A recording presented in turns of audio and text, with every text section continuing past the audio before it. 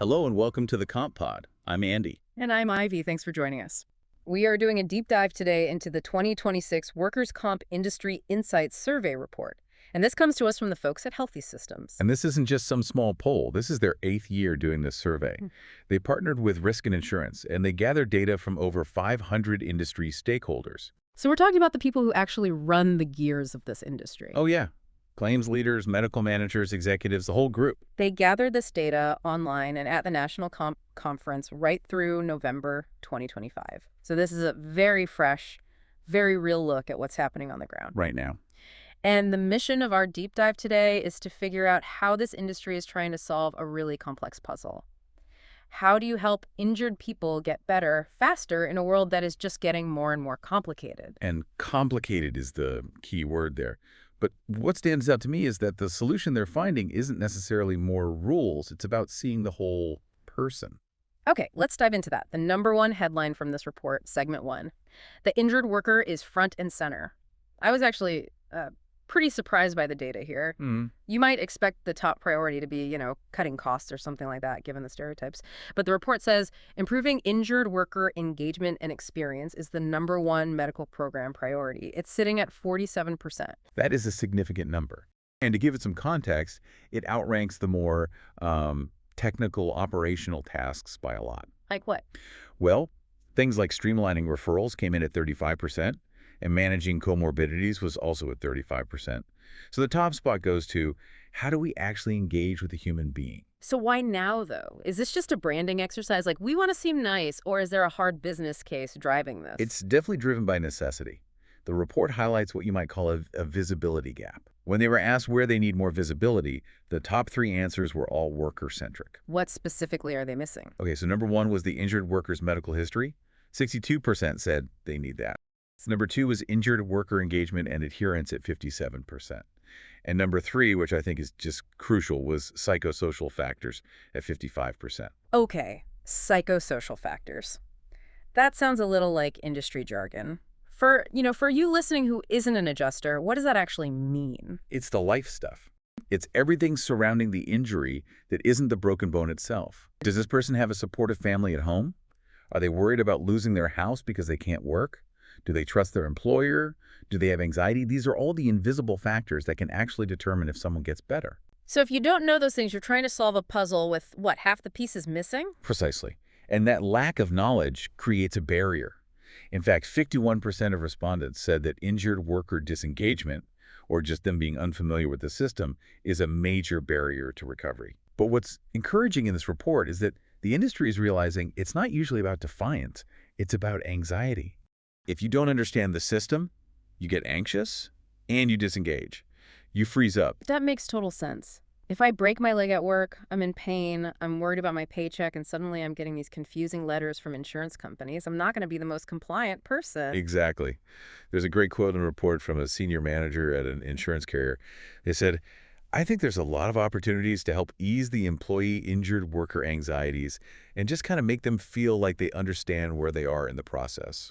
So the industry is realizing that empathy is actually a strategy. Empathy is a recovery tool. It's a cost containment strategy. If you use simple tools, like just texting information to a newly injured worker so they know what to expect, you reduce that anxiety. You keep them in the network. You keep them on the road to recovery. So being clear and supportive isn't just nice, it's effective. I love that. But of course, it's not just about how the worker feels. It's about the physical reality they bring with them. And that leads us to our second segment, the complexity of comorbidities. Yeah, this is often called the whole person problem. Right. And for anyone who doesn't know, comorbidities is just the medical term for other conditions you have alongside your main injury. Like diabetes, hypertension, obesity, things like that.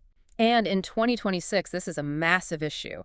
The report lists poor worker health comorbidities as the number one barrier to recovery. That's 60% of respondents saying that. 60%.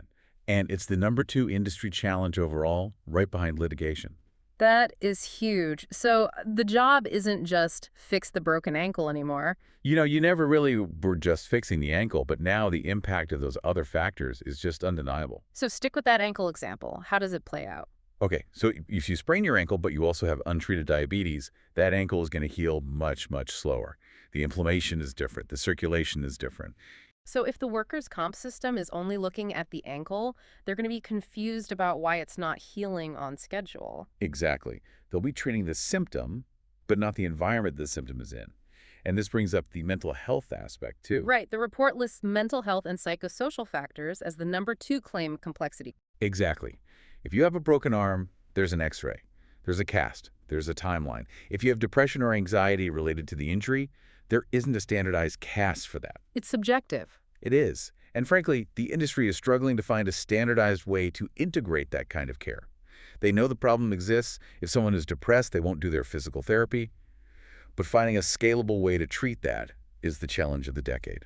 So we have a more complex patient, a system trying to be more empathetic, and I'm guessing a very tired workforce managing all of this. You guessed it.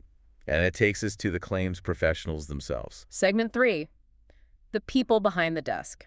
Because we often talk about the injured worker, but the person managing that claim is a human being too.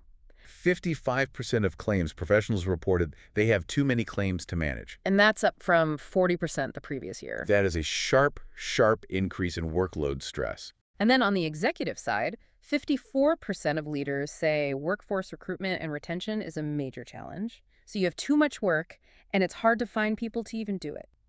And this is where technology comes in. Claims process automation was ranked as the #1 most important technology at 54%. Well, if you can use automation to move the simple, straightforward claims through the system quickly, handling the payments, the scheduling, the paperwork, you free up the expert's time. So they can actually spend that time on the complex cases we just talked about, the person with the comorbidities or the anxiety. Precisely. There is a really poignant quote from a director of property and casualty claims in the report. They said, sometimes you have a day where you don't have 45 minutes to spend trying to get efficiency, but make sure that people have the resources that they need. That really hits home. You want to be empathetic. You want to help the person understand the process. But if you have 150 files on your desk and the phone is ringing off the hook, you physically do not have those 45 minutes to listen. And that is the argument for automation. It's not about efficiency just to save a buck. It's about buying back time for that human connection.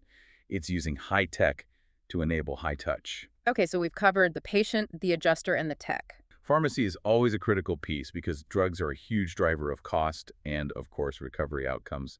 And for years, the headline has always been opioids. Is that still the case? Is the opioid crisis still the #1 thing keeping these professionals up at night? It is still significant. Opioid control is the #1 pharmacy goal at 45%. But that percentage has decreased slightly. So that's actually a good news story. It is. It suggests that the programs put in place over the last decade, state laws, monitoring programs, all of that are actually working. So the system responded and it's stabilizing. Correct. But in this industry, as soon as you sort of get a handle on one problem, another one tends to pop up. What's rising up to take its place? Two things are really standing out of the data. First, physician dispensing. It's the #2 pharmacy goal at 39%. Okay, for those who don't know, let's break that down. What is physician dispensing? It's exactly what it sounds like. Instead of a doctor giving you a prescription to take to a pharmacy like a CVS or a Walgreens, the doctor hands you the medication right there in the office. On the surface, that sounds convenient for the patient. Why is it a problem? It is convenient, but it introduces an economic conflict of interest. When you go to a regular pharmacy, there are strict fee schedules and price controls. When a physician dispenses, they can often bypass those controls. So they might buy the drugs wholesale and then sell them at a markup. And it becomes a profit center for the practice, but a higher cost for the system. Plus, it creates a blind spot. A pharmacy benefit manager can't track safety checks or drug interactions as easily if the transaction happens outside their network. That makes sense. And what's the second rising threat? This one is fascinating. Private label topicals. This ranked #3 at 36%. Private label topicals. This sounds like fancy face cream or something. It's usually pain creams or muscle rubs. The issue is that these are often made of standard over-the-counter ingredients. Things like menthol or capsaicin that you could buy at a drugstore for 15 bucks. Okay, so why is it a threat? Because they get packaged with a different label, given a new code, and then they're dispensed, often by physicians, at a massive price tag. We're talking hundreds, sometimes thousands of dollars. For muscle cream. For muscle cream. Wow. Okay, I see why that's a priority. It's basically arbitrage on ingredients. It is. And this all feeds into the fourth big trend in pharmacy, transparency. Increasing transparency into pharmacy program economics jumped from number 8 last year all the way to number 4 this year. That is a huge jump.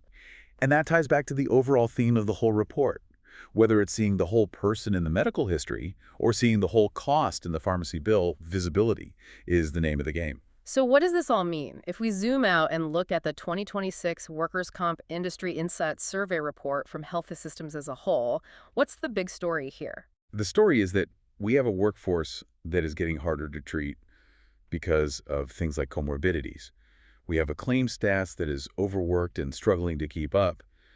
And we have a system that is realizing that the old, transactional way of doing things just doesn't work effectively anymore. The solution seems to be this concept of integration. Yes. The report concludes heavily on this. The industry is moving from insulated solutions, where pharmacy's over here, medical is there, and claims is somewhere else, to integrated ones. Connecting the silos. Exactly. Your medical records need to talk to your pharmacy data, which needs to inform the claims adjuster, who needs to communicate with the injured worker. If those things aren't connected, the patient falls through the cracks. And when the patient falls through the cracks, costs go up and people don't get better. That's it. You know what strikes me most about this deep dive is that tension between high tech and high touch. We're talking about automating processes, using data to see hidden costs, and integrating systems. But the end goal isn't a colder, more robotic system. No. The end goal, the #1 priority, is improving the human experience. That is the paradox and the promise. The report mentions that stakeholders value personal attention from one human being to another, above all else.